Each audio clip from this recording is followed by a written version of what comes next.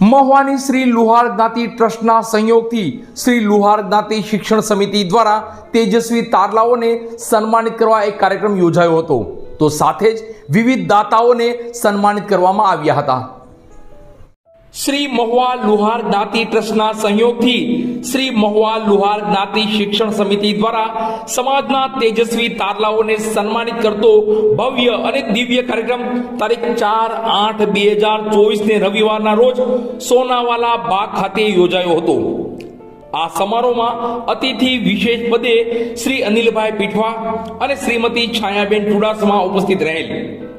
આમંત્રિત મહેમાનો દાતાશ્રીઓના હસ્તે દીપ પ્રાગટ્ય થયા બાદ સમૂહ રાષ્ટ્રગીત વંદનાથી કાર્યક્રમની શુભ શરૂઆત કરવામાં આવી હતી।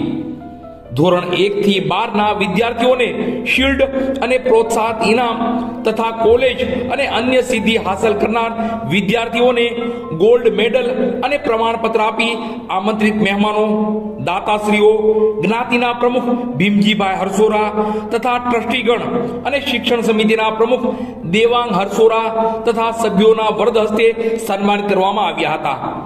કાર્યક્રમ દરમિયાન સાંસ્કૃતિક કાર્યક્રમ અન્વયે બાળ કલાકારોએ કૃતિઓ રજૂ કરી સમાજની વાહવા મેળવી હતી। કાર્યક્રમ પૂર્ણ થયા બાદ જ્ઞાતિ ભોજન રાખવામાં આવેલ।